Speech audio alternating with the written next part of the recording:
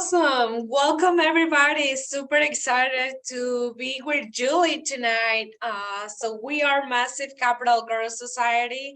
Our purpose is to empower 1 million women, create generational wealth, but also grow on every single aspect of our lives, personally, professionally, and spiritually. We're super excited for this community that we have built. And also we want to share that we're gonna be rebranding. I know Massive Capital Girls Society is amazing, but it's gonna blow your mind. And next week, we're gonna have the launch. So we're super excited to introduce our new name and our new branding. It's super exciting. But thank you, everybody, to be here. And I can't wait to hear about our speaker, Julie Maria. Take it over, please. Well, I am so excited to introduce Miss Julie Holly. She is the founder of Three Keys Investments that helps people just like you find their freedom through multifamily real estate investing so that they can live the life of their dreams. She has invested in single family homes, house hacked before it even had a name, managed properties from 1,000 miles away, and passively invested in multifamily assets. Currently, Julie is passively invested in nearly 300 doors, strategically partnered in 68 Atlanta-based and general partnered in 387 units. Her podcast, The Conscious Investor, is designed to support investors at every step of their journey. Enjoy nearly 400 episodes on mindset and how to highly successful investors overcome limitations and become unstoppable forces of success. Julie's care for the financial well-being of investors, as well as her experience as a public school teacher and her ability to relate with people, allow her to raise capital for the team's offerings. She regularly speaks at natural and virtual events and serves as clients as a performance coach. Miss Julie Roy, we are so excited to have you. I feel like I've been looking forward to seeing everyone here for at least 2 months minimum, probably longer, because I was probably already being prepared internally for this. So thank you. Thank you, Julie. We're super excited to have you. I actually met Julie 2 years ago on Dealmaker Live 2022, and I hear her speak, and I was like, oh my gosh, she's amazing. Then I run out to her on Rod Cliff's bootcamp, and then on the last Dealmaker, I saw her again. She spoke again, and I was like, Julie, you need to come and speak to our community. So I'm super excited, Julie. Thank you so much for being here, and just tell us a little bit about your journey, your beautiful story. I know you were a teacher and all the transitions, so share with everybody your story, please. Okay, I'll stick with the major milestones and give you guys what we'll call the nickel tour, right? So the nickel tour is this. I started teaching when I was 22, and when they started handing out pink slips, I barely missed the cut, but I thought, all that safety and security of being a public school educator, of working for the government and having retirement laid out for me just vaporized. And I decided to go into my father and my grandfather's profession of being a real estate sales agent. This is in the early 2000s. So if you're a little bit, if you have some years like me, you understand what I'm talking about leading into the Great Recession. And in that process, I also learned a lot about myself and realized that I really didn't like who I was becoming. And so I had checks coming my way, and they had all these digits to them. Public school teachers aren't used to seeing digits that are multiple, what? I didn't know my name could be associated with that. And so I experienced the beauty of, being compensated well. And trust me, I had to work for it. However, I realized I didn't know how to navigate all these elements and be the kind of woman, strong, powerful woman I wanted to be. And so I humbly called the HR department of the top district in my area that I had taught for and said, hey, I'm thinking I want to go back to education. And it takes a lot of courage to exit one career, enter and establish a new career, and then pivot and go back. It takes a lot of internal strength to be able to recognize this isn't the direction I want to go. I'm not quite sure, but giving myself permission to do that opened a lot of doors. And in that interim, in that same window of time, I'm going to be transparent because we are a group of women here. And I know that a lot of people have had a lot of experiences similar to mine and experiences of their own. And I realized I found myself in an abusive relationship. And being 22, I didn't realize what was going on, and newlywed at 22. And I just saw not just that pink slip, but I also saw this other side of me that internally was being destroyed. And I found myself in a mentally unstable position. Very easy to smile and shine everybody else on in the world. And so instead of running from it, I dealt with it, and I chose to deal with it. That also left me making a mortgage payment on my own. And in that process of having a mortgage payment on my own, I decided that, wow, I would like to be able to go and maybe have a pint of cider or something. And I decided to house hack. I think we all know, like having a roommate to help offset your living expenses is a very good beneficial thing. And as I house hacked, I'm like, okay, I like this. And my husband and I got together, and like, we had a heart to really, truly serve people who are caught in the margins. I was a professional. I had a career. I didn't look good on paper though, because I didn't have first and last. And so we made it a commitment at that point to say, like, how can we support people through rental properties? How can we choose to live a smaller life, a more modest lifestyle, and acquire multiple, single family houses along the way? And then we get to be the boss, and we get to choose who gets to come and live in those, and we can help people out along the way. And so our heart in real estate investing began through pain. And with that, I really want to encourage you that whatever you are going through, whatever we go through, we can actually grow through, and it can become the most beautiful part of our life that can really impact and change the world in powerful ways. Fast forward, I ended up having 2 beautiful kids, spent some time homeschooling. I've worn a lot of different hats, spent time writing and as a writer.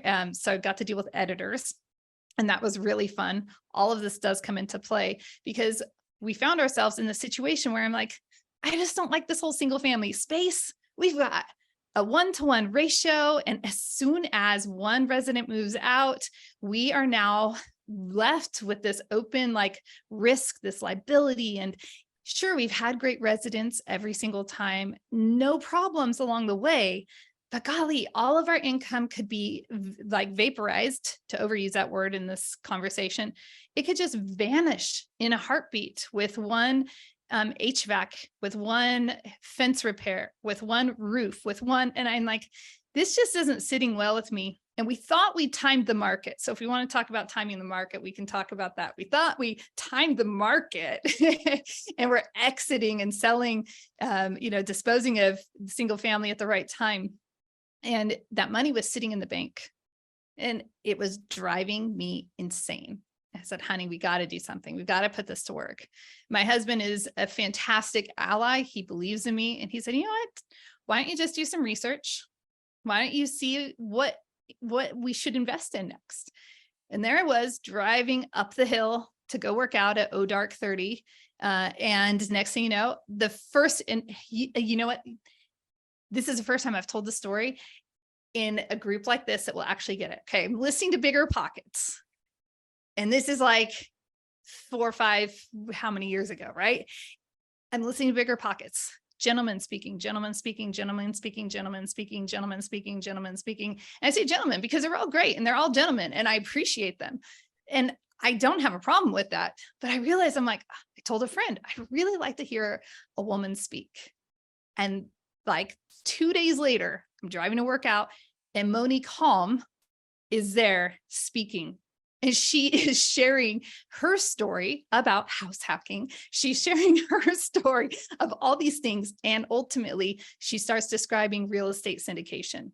And in that very moment, I have a faith testimony and I have a real estate testimony. And in that single moment, I saw how God had used all of my path, my heart to help people, my love of educating people, and my absolute passion of real estate as a third generation, my love of writing, believe it or not, because I'm investor relations, there's a lot of writing involved. All of that just came together. It just fused together. And from that moment on, I have been participating in real estate syndications. We started out on the passive side because we were like, I can't ask people to invest in something that I've never done. That just doesn't feel right. I need to pave the journey. And so that seed money from timing the market, that seed money actually became invest in ourself money. So we invested in actually joining a mastermind program. It was a huge chunk of money. It was what we called an investment. And it was so scary to actually choose to invest in ourselves and to put money on ourselves and not actually in something. But we did end up investing passively and turning 401k, like rolling those over into self-directed funds and infinite banking. We just thought, I'm like, if I'm going to do this and serve people powerfully, and if I want to work with investors, then I need to pave the way and blaze the trail ahead. So I'm speaking from experience and not from, well, I think, sort of, maybe. And it took longer and it was painful because I saw other friends feeling like they were jumping to the front of the line. But over the years, we've grown a slow, steady business. Our deals perform and they're strong and we can sleep at night. And the partnerships are amazing. And I love everything I do. So on that note, I will just say briefly, everything meaning converting office building into luxury dwelling units, ground up development. We're developing right now from the ground, from scratch. Like that's an entire process. In North Carolina right now, that'll be 144 luxury Class A units. We have units in Des Moines, Iowa, just the Class B light ad vanilla that some people love. And we have fully stabilized in Minneapolis, and we're getting ready to close on our very first 123 licensed beds for assisted living in Wisconsin. So lots of fun.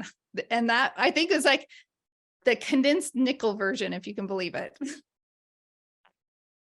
Oh, I love that. I love that. And we need to take a moment to celebrate that you are closing on your property right now. That is awesome.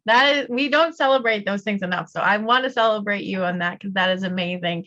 And we are so proud to even just be able to share this moment with you.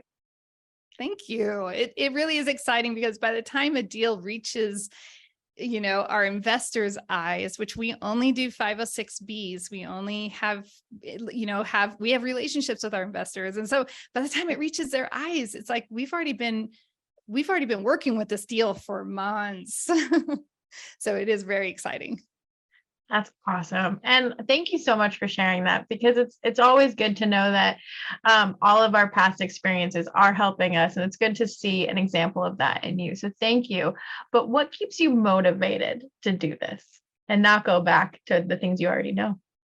I love being in what I call my zone of genius. And when I look at who I am, how God created me, and just how I'm hardwired, we're all uniquely created. And so my love of people, it keeps me going constantly. It's like, how can I serve more? How can I do more? Not to do more, but to serve. And like, it changes lives. Like when we support people in finding that missing link, whatever it is. And sometimes it's a conversation and the person is like, oh, they turn into an investor months later or a year later. Sometimes it's a conversation and I see that person at an event like I did, like every event, I seem to have a few people come up to me and say, hey, you know what? A couple of years ago, you told me blah, blah, blah, and it changed my life. And now I'm blah, blah, blah. When you hear things like, when you get feedback like that, it's so humbling. And it's also a reminder of, I don't ever want to not be in my zone of genius. And so now I offload anything and everything that is not in alignment with me. I won't touch it. I just simply will say, I mentioned that I didn't mention this to you, but I was in a call yesterday and I had an opportunity and I just said, wow, that sounds like a great opportunity. That's not my wheelhouse, but I'm happy to refer people into blah, blah, blah, and support you in that way. But I can't participate in the way that you might want me to participate. And when we do that, when we just stay in that happy spot where it just becomes this flywheel that just is self-watering, self-feeding, it just keeps going. I love that because, That's amazing. especially in real estate industry, like there are so many shiny objects, so many things, so many partnerships, so many things that you can go, and it's so important to be aligned, like have clarity on your purpose, on what you want to do, and just say no to everything else, because otherwise you're all over the place and you can reach your genius zone, just like you say. So I love that, Julie. Oh, can we double down on that? Because shiny object syndrome cost me a minimum of an entire year on my journey. And if it's choosing the right asset class, if it's choosing the right market, if it's choosing the right partners, it's decide, take action, because it's never going to be perfect. And what makes it perfect is the process. And so that refinement comes through the process. So just stop and ask, does this feel aligned? Am I in the right spot? Great. I'm going to green light this. I'm going to move forward. And we never know what we don't know. And I like to say, we don't know if we were walking, in a downtown area, we can't see through all the buildings and we can't hear through all the noise. We have to actually walk it. You got to walk up the 2 blocks and then you got to say, which way do I want to go from here? And life is like that. You don't know unless you're taking the steps. I'm going to take that one step further and maybe drill down on this too hard and say, hopefully I don't like strip the screw or anything like that. Right. But if we are walking, we don't have to be striving for this balance that a lot of people are looking for. So I just want to encourage everyone, next time you are, walking from your car to your house, take a step and just try to walk with that 1 foot. Like 1 foot, it doesn't work. And if you're trying to hold yourself with that 1 foot, you're going to get wobbly and uncomfortable. Balance comes with movement. Balance comes when we take 1 step and the next step. It's that process that allows us to stay aligned and in balance. And so anything that we are doing, if we want to stay motivated, if we want to see progress, then that requires small incremental steps, small movements forward, and we can always pivot. We might trip. I like to say I tripped my way to success. We can trip along the way. That's okay. We just keep walking. It'll be all right. Love that analogy. So that was actually our next question. What was your key to your success? But in terms of what got you to where you are today, what would you say was the biggest factor that helped you get to where you are today? Was that connection, personal growth, just taking a risk? So can you elaborate on that aspect a little bit? That, all of it. So, all Brooke, of the above. All of the above. Brooke, I used to say fail forward. And then I realized I heard a friend talk about, actually at Dealmaker Live, and now he's a new friend, Hal Elrod actually uses the expression tripping forward. And it really caught my attention because I'm like, I used to say, and I've posted plenty of times about failing forward. And I'm like, wait, but Einstein says we haven't failed until we stop trying. So I haven't stopped trying. So I haven't failed.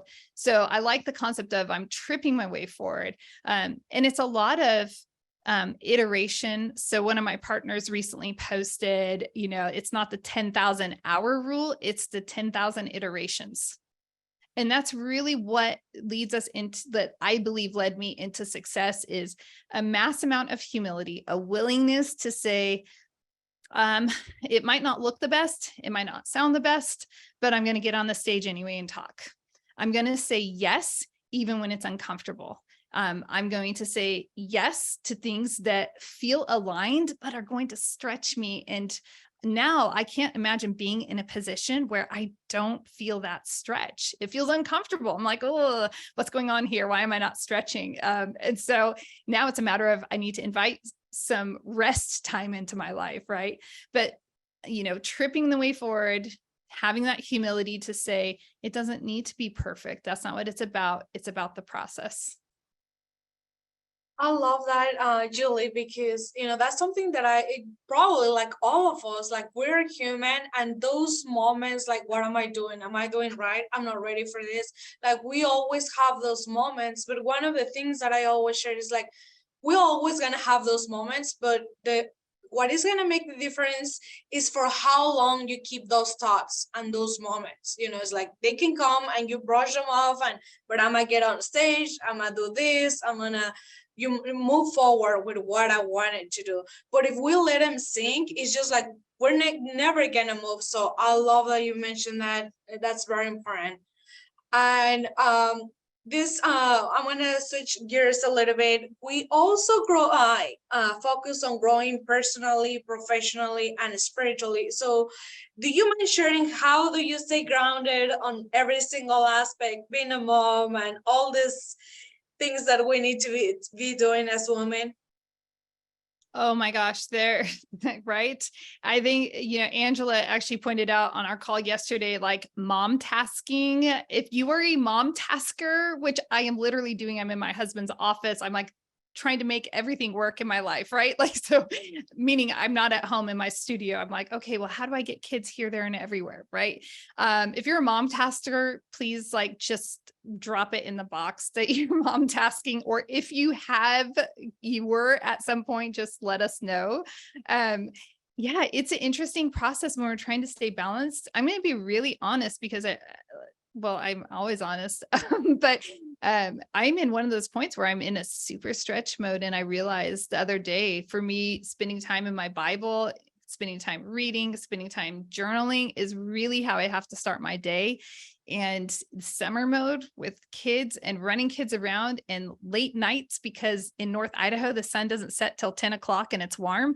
You just want to absorb every moment because winter is coming in 2 weeks. And so it just puts this pressure. And this is we all go through times where we feel like we're going to get pulled off the Ferris wheel, if you will, right? And this is my moment. And I noticed that my ugly side is coming out a little bit. And so I've had to have a little bit of grace for myself to say, like, okay, raise the level of self-awareness. If we don't like what's taking place, if we don't like how we're feeling, if there's something that feels off, raising our level of self-awareness so that we can just be curious and say, like, what is taking place here? For me, it was a quick, like, oh, yeah, I'm not working out as hard. I'm just going for walks. I'm not getting into my Bible first thing. And that spiritual connection is critical for me showing up.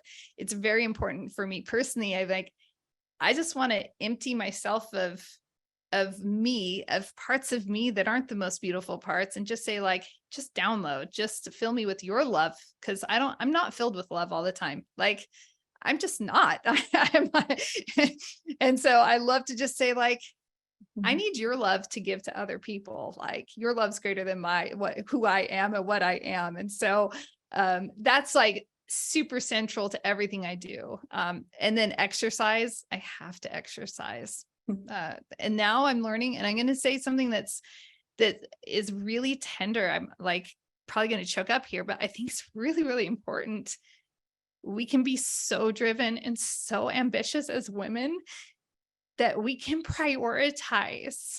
And it's not just women, but we can say one more call, one more meeting, one more, whatever it is.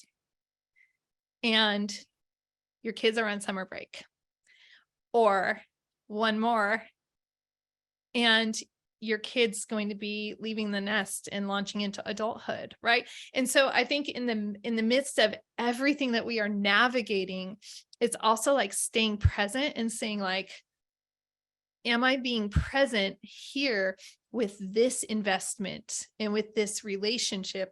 And it could be any relationship in our lives, but it can be very, for ambitious, high-performing women and gentlemen, that is one of the things that can really throw us off. And I'm not afraid to be honest that is something that I have to address constantly. I love what I do. And when you get feedback from people that is like, you're changing my life, you're like, let me do more of that, because you can be facing a teenager, a spouse, a partner that's like, oh, really? Or did you get the mail? Like, we can be facing the realities of life, and it's not as glamorous. And so we have to find the glamour and the glory in the daily, and not just in the attaboys that we can get from the world. Amen, sister. You're my soul sister. We're going to have to connect after the fact. But my motto is, and just for everyone else, you cannot pour from an empty cup. So whether that's in your marriage, your business, giving time to your children, or investor relations, take time for yourself, whether that's reading in the morning or whatever you do to relax. I just wanted to put that out there. We have to take care of ourselves first so we can be good to those around us. I love that. And you kind of answered my next question, but I'm gonna pivot a little bit. How do you find the glamour in the daily? Because I just love that you just said that. And I want to know how you find it, and maybe how we can find it too. Is that an expression? I don't know, but you made it one. So I'm totally running with it. You Because just gave it to us. Yeah, you Guys, just made it. Hashtag Julie Holly, Holly. hashtag glamour in the glory. No, I'm kidding. yeah, it is a Julie Holly original. So we're going with it. Yeah. Curiosity is one of the greatest things that we can invite into our life. And my dad was very curious, and he led life with curiosity. And that was a very instrumental person. He was my true north. And I believe wholeheartedly that my level of curiosity and the simplicity of life is really opened up so much opportunity to just enjoy the beauty of things. And when we can see the beauty of our kids as they're growing up at the different stages, when we can see the beauty of, for me, I live in the mountains. It's drop dead postcard picture perfect every day. And every day when I take the kids to school, it's like, wow, God outdid himself. This is amazing. And when we start to see the simplicity, right, we're told to do these daily gratitudes and, start the day with gratitude. It's like, well, how about we also just start the day with the simplicity of I'm alive? For me, that's something my dad unfortunately passed away very unexpectedly. So heartbeats are very important to me. And so I'm like, wow, I have a beating heart. And when we start our day with the simplicity of a gratitude of, thank you, Lord, for this day. Thank you that I've been gifted this. This isn't just my life. This isn't just my heart beating for me. This is a heartbeat that I get to go and do something and contribute something in the world. That level of simplicity, of curiosity, of like, I wonder what we're up to today. I mean, the plan is this, but we all know the plan doesn't always go accordingly. So hence I'm not where I'm usually at. So I love that. And I think we can each take that to heart, and hopefully tomorrow we can wake up and just find glory in the daily. I'm loving this. I'm going to use that all the time now. Thank you for sharing that. We are sorry for your loss. Everything that we experience is intended to serve us and help us. And I think if we start to look back at the greatest heartaches I've ever experienced have also been the greatest, most fertile soil for the greatest advancements and transformation of my life. And it creates that empathy and the compassion. It creates an understanding that we would otherwise never have or experienced. I miscarried 2 babies. That was a horrible pain. But now when I hear that from other women, which is a very common experience, I don't just brush it off like, yeah, it's like, wow, how are you? Right. And so when we can look at our experiences from a position of they are for us, and now that experience, whatever it was, even as we talk about going into the daily, that experience is something that we can be curious about. Like, I wonder where that will show up for the day. I used to pray like that everything I experienced, I'm like, if I had to endure that abuse and that horrible experience, then Lord, please repurpose that and do something good with it. he's not done something good with it. There's something like super great that's been done with it. So I'm like, everything that we have in our life is just such a great opportunity when we're willing to receive and say, pain is not fun to experience, but it's also there to serve us. And pain and joy are two sides of the same coin. And all of those feelings that we feel are all there to serve us and to guide us and direct us in really powerful ways. And in the daily, if we're open to that, we can see the pain on someone else's face, no different than we can see the smile. And we can see the pain hiding behind the smile if we're really curious and looking, right? And now we can show up in the world in a completely different capacity. That's so good. You're going to make me cry on this Zoom call for the first time. I'm getting emotional on this end. But to flip it to a happy note, majority of us ladies invest in multifamily. And what would you say became your biggest factor in terms of becoming confident when you first decided to invest? Passively or actively? Well, passively is how we most of us got into the game. So if you want to share on that aspect, and then if we have time for the aspect, go ahead and go into that. That's fine. Well, we have to also be fair that we all have different risk thresholds. We could have fun, and I could say, what do you think my risk threshold is? Drop it in the chat box, scale of 1 to 10. It's not a 10, but it's pretty close. So, but I knew what I was after. I'd done a ton of research, listened to so many. As soon as I found, pretty good, Maria, probably 9.5. I had found, once I found syndication, I then extracted all the other podcasts from real estate. I just like got rid of them. Just every once in a while, I'd touch back down into bigger pockets. And I solely focused on syndication podcasts and multifamily investing podcasts. And so I really, and then I bought the books and I read the books. Novel idea, I know. I buy the book and read it. And so I did a lot of personal education. And that gave me a lot of confidence that to schedule that phone call. It was one of those, okay, I guess I gotta just schedule this time on the calendar with this person. And it felt very formal. I remember that feeling of being like, oh my gosh, this is real. We're going to like go down this path. And that's really good. And it's really important. And we can, if you can relate to that, that's awesome. And if you're going to be inviting investors into a deal someday, invest passively so you experience that feeling, because it's a feeling of, oh, wait, I just crossed this threshold and I've made a decision that I am going to at least explore this path further. And then it turns out that they were holding a webinar for a deal and they had to reschedule my call. And I said, well, why do you need to reschedule the call? Oh, we have a webinar. Do you mind? I'm like, I want to go to the webinar. Sign me up, please. And we were able to go through that process quickly. The confidence came through getting to know that team over time and hearing them via podcast, quite frankly. And I'm like, okay, all right, I think we can do this. Wiring the money the first time was terrifying. And I was a public school teacher at the time. My husband calls me up. He's like, well, I hope they're legit because we just wired them a bunch of money. Like, okay, we'll find out, won't we? But it turned out to be a really great experience.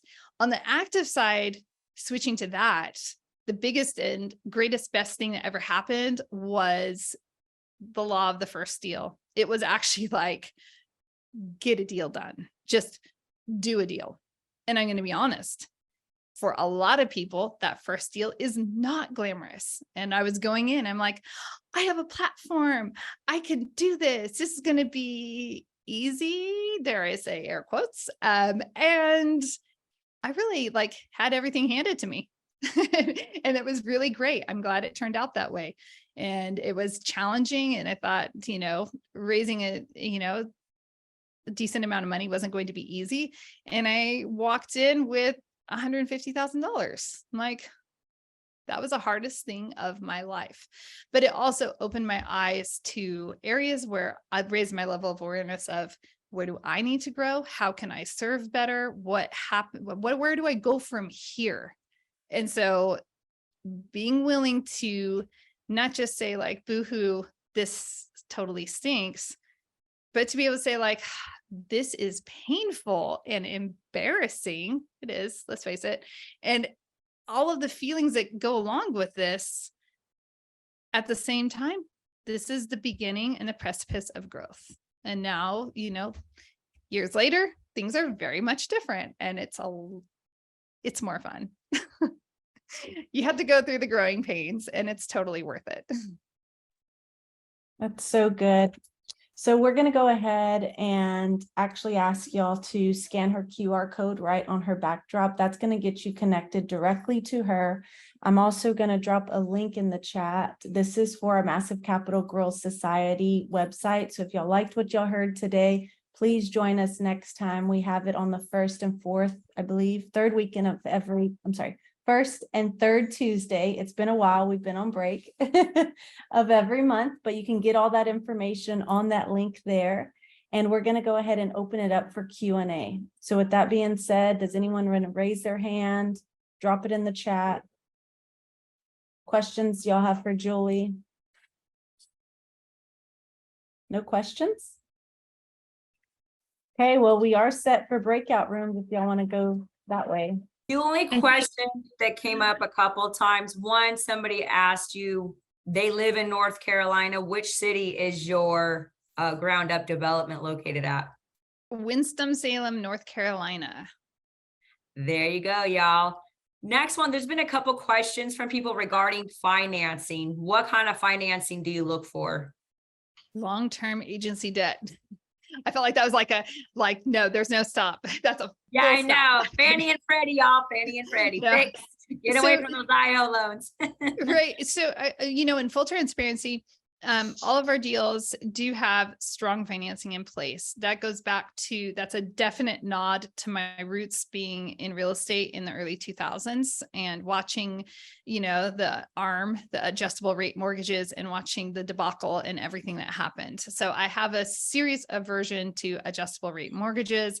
And I really am a woman who likes security, and I liked predictability, right? Because everything else is going to go crazy. And if we know where our financing is, that's makes me feel better.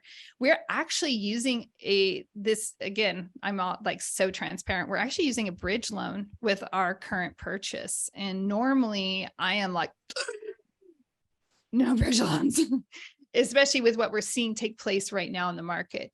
So it's understanding also the appropriate use of different financing vehicles and understanding the application. And so we can go pendulum from one philosophy to another. And what we really need to be doing is saying, okay, what is the purpose and how is this being applied? And what is the rationale behind this? So for example, we're going for a HUD loan. That's the best way to put it, right? On our assisted living facility. Well, understanding HUD loans means, they approve you, but their funding, once you have approval, they don't actually fund for 6 to 12 months after your approval. How many sellers are going to say oh yeah, that's cool. Yeah, we're closed. It's your, or we'll wait 6 to 12 months. Most sellers are going to be unwilling to do that. But there is a company we're working with, CBRE specifically, and CBRE will actually hold a bridge loan and carry that in-house. So it's on their books, and that's painful for them. So they have a onus and a reason and impetus to want your loan, your HUD loan, to go through. And they underwrite specifically for that HUD loan. And so the way they are going through the bridge process is the exact same process that we'll go through for our HUD loan. They walk us through that whole process from start to finish. So it's interesting. Additionally, not only did we say, okay, we're going to have a 12-month, because it's, allegedly going to take 12 months to, go through the process with HUD. Not only do we have a 12-month loan on that, but we actually have 2 extensions. And that really helps with, with caps in place. That's going to protect our investors. What happens if, that there's always that, what happens if you don't get your loan?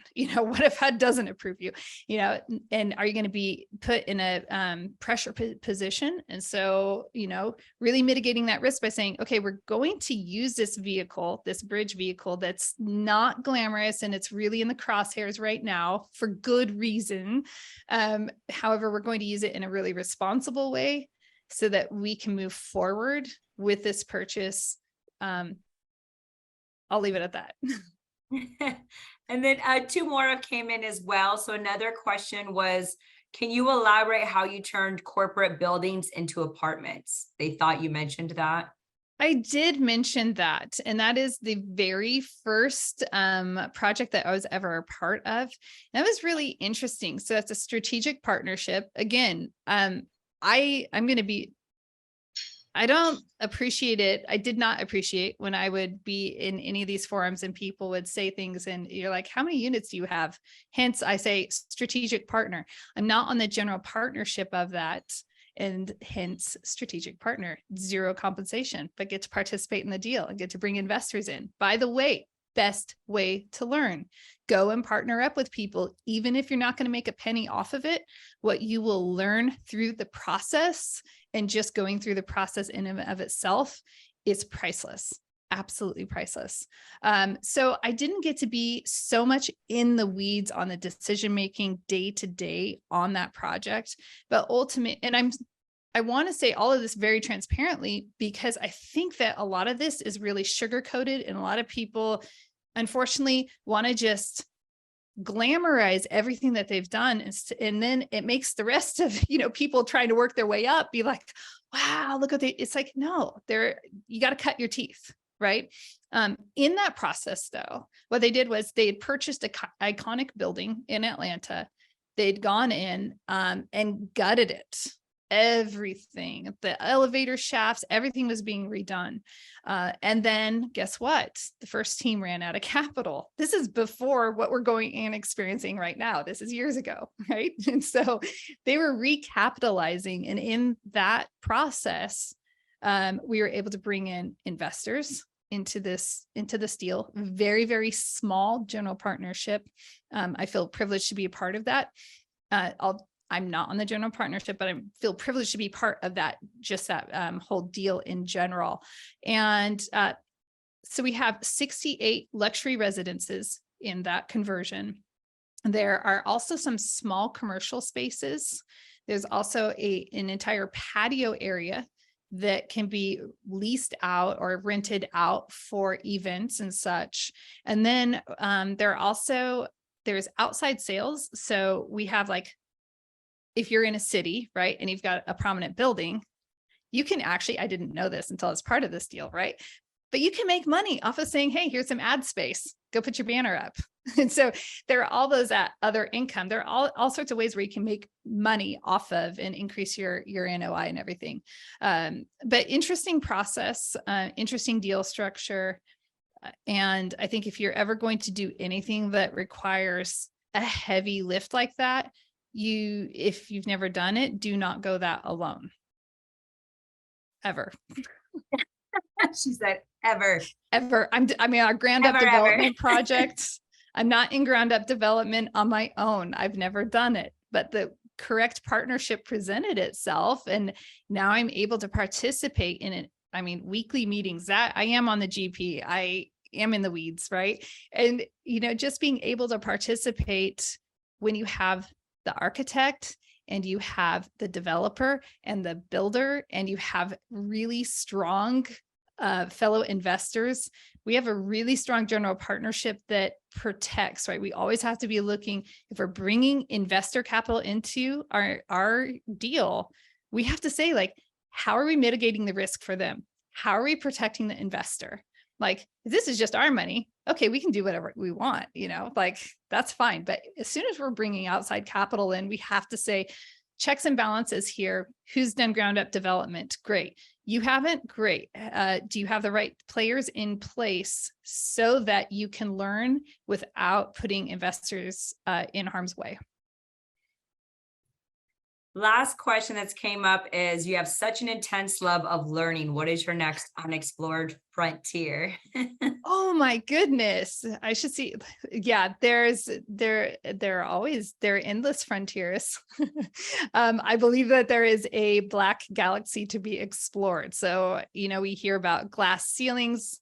There are no glass ceilings. There's no blue sky. It is all an endless galaxy that we get to go and explore. And so right now, I'm looking at starting a second podcast. I'm looking at leveling up. Yeah, that podcast is going to be off the hook, y'all. I'm excited. And so it's still in the gelatinous stage of my mind and on some notes on paper.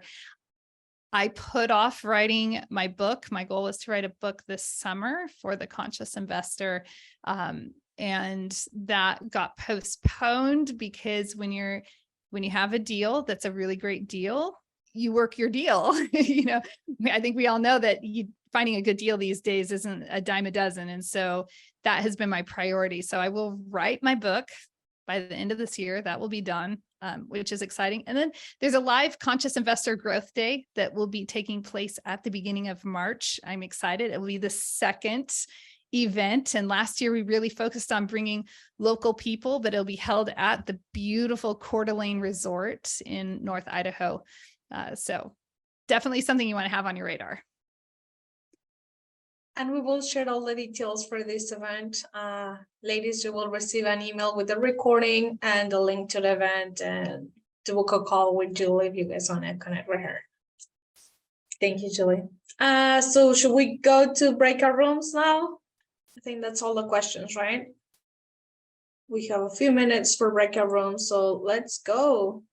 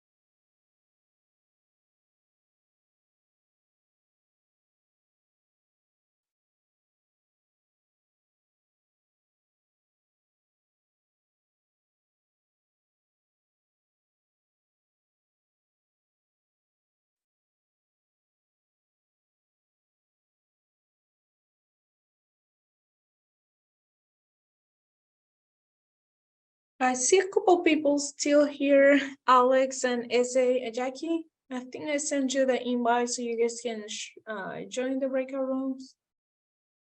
Unless you wanna hang out here.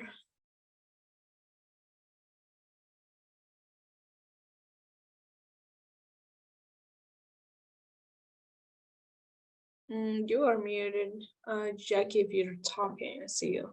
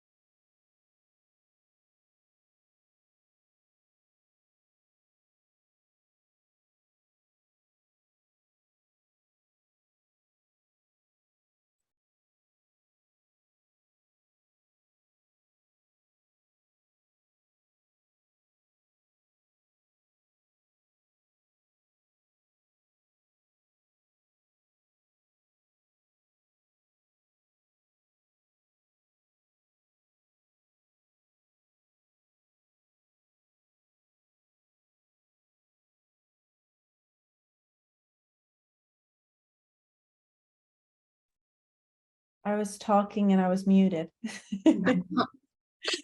Sorry, Jackie, you're muted too. I was trying to tell you you're muted. Meanwhile, I was muted. Yeah, well, I've been telling her like you're muted, but I think she's talking to somebody. Okay.